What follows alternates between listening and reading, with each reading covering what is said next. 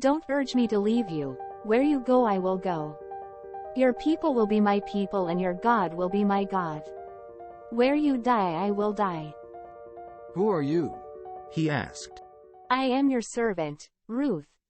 I cannot buy the land without causing problems with my own estate. Is Ruth, the young widow, able to help her mother-in-law? Is she find new home in a foreign land? Let's see the details. Have you ever heard the heartwarming story of Ruth and her mother-in-law?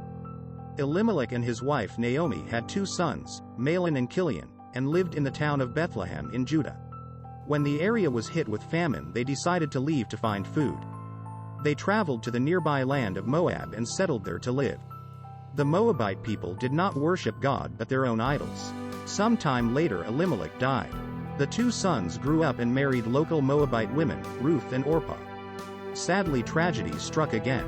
10 years after the 2 sons had settled in Moab, Mahlon and Chilion both died. It left 3 widows, Naomi and her 2 young Moabite daughter-in-laws, Ruth and Orpah. When Naomi heard that the Lord had provided food for the people back in Bethlehem, she decided to return. The 3 widows packed up their belongings.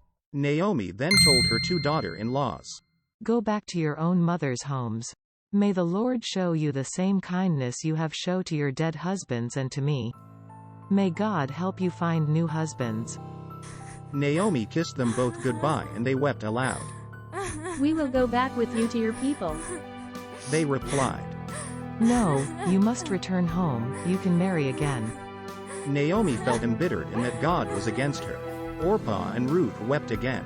Orpah kissed Naomi goodbye and returned home to her mother's house.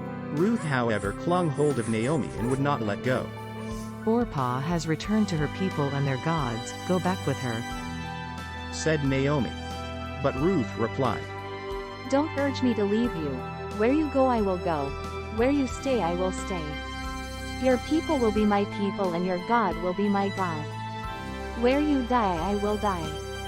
When Naomi realized that Ruth was determined to stay with her, they both set off on the road to Bethlehem. They arrived back in Bethlehem just as the barley harvest was beginning. Their arrival caused quite a stir. Naomi's grief and suffering had changed her appearance so much that many did not recognize her.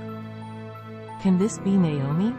People asked, "Don't call me Naomi, call me Mara. which means bitter. Because God has made my life bitter.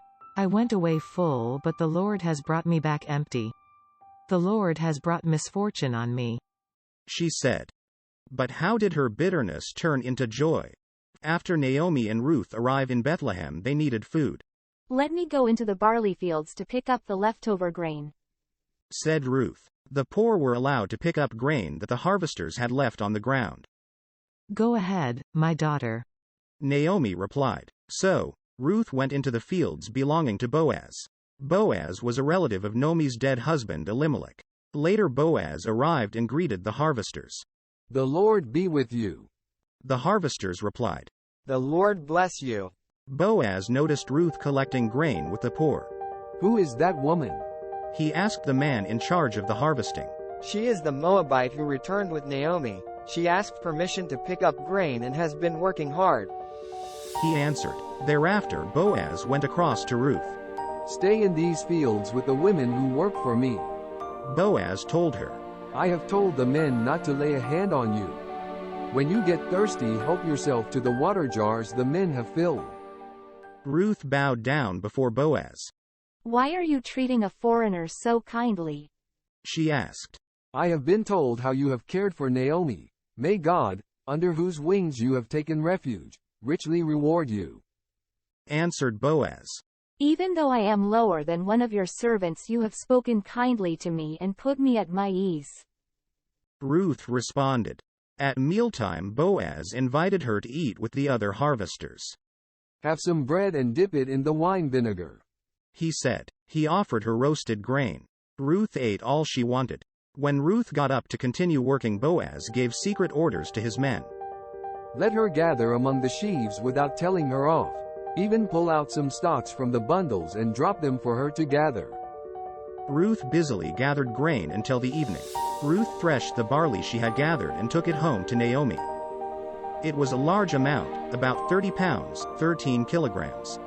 She also brought Naomi the food left over from the meal she had with Boaz and the harvesters. Where did you gather grain today? Who is the man who has been kind to you? Naomi asked. Boaz. Ruth replied. The Lord bless him. He is a close relative we know as a guardian redeemer. He has an obligation to look after a relative who is in need. Said Naomi. From that point on, Ruth continued gathering grain in the fields belonging to Boaz. She stayed close to the other women gathering grain, knowing she would be safe. She worked hard in the barley harvest and then in the wheat harvest that followed, making sure that Naomi had enough food to eat. One day Ruth's mother-in-law Naomi said to her, My daughter, you must have a future where you will be provided for. Tonight Boaz will be winnowing barley. Wash, put on perfume and dress in your best clothes. Then she told Ruth what to do next. Ruth made her way down to the threshing floor where Boaz was working, making sure she was not seen. When Boaz had finished eating and drinking, he lay down at the far end of a grain pile. Ruth crept up to him, uncovered his feet and lay down. During the night Boaz woke up to find a woman asleep at his feet. Who are you? He asked. I am your servant, Ruth. Spread the corner of your garment over me, as you are a guardian redeemer of my family. A guardian redeemer was someone obliged to look after a relative in need. Boaz was related to Naomi's dead husband Elimelech. The Lord bless you. You have not run after younger men, and people know you are a woman of good character. I am your guardian redeemer, but there is another person more closely related than I am. If he is not willing to redeem you, then I will, replied Boaz. Ruth lay at his feet until morning. Boaz filled the shawl she was wearing with grain to take back to Naomi. Boaz went to the town gate where business deals were done. When he saw the guardian redeemer, who was more closely related to Naomi's former husband, he asked him to sit down with 10 elders gathered as witnesses. Naomi is selling the land that belonged to our relative Elimelech. You have the first right to buy it, but if you do not want it, then I will, Boaz explained. I can buy it.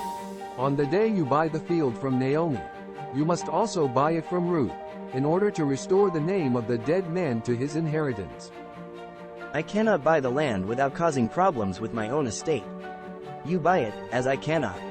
It was the custom to seal a deal on buying property by one party taking off a sandal and giving it to the other. The guardian redeemer, who had first choice on the land, took off his sandal and gave it to Boaz. Boaz made an announcement to the elders and those gathered.